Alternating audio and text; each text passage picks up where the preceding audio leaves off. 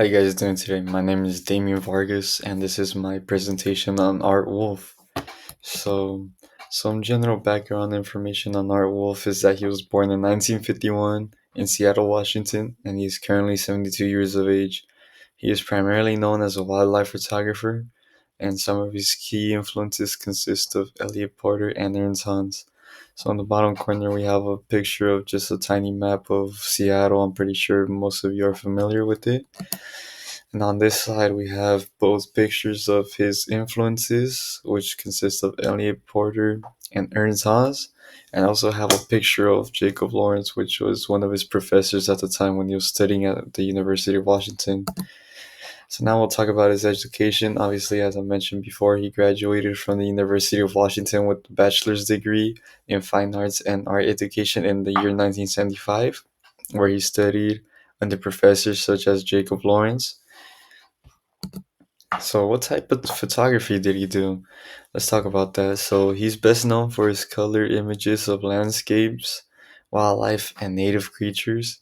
He documents scenes from every continent and hundreds of locations, and he combines both elements of photojournalism alongside art photography. So right here we have some of my favorite images from him. We have one that's a Bengal tiger. We have some ice glaciers. We have a grizzly bear with their cubs, and we have the baby hippo. So let's talk about his career. His photography career has spanned 6 decades, working in every continent and hundreds of locations. And this is kind of a testament to his remarkable career due to the fact that he has amazing durability and he had always had such a high demand for his images. And he has won multiple awards throughout his career, such as Photographer of the Year by Photo Media Magazine and Outstanding Nature Photographer of the Year by North American Nature Photography Association, alongside way more. So here's a general fun fact. So two of Wool's images have been used on stamps by United States Postal Service. I think right now at the moment he currently has more, considering the fact that he dropped a little album with the USPS, but right here on the slide I only have one picture, which is just like a picture of two bison. So if you guys are curious about the gear that he uses with his for his photos, in the later end of his career, he used some of the top of the line DSLRs, which were the Canon 1DX and the 5 D5 SR.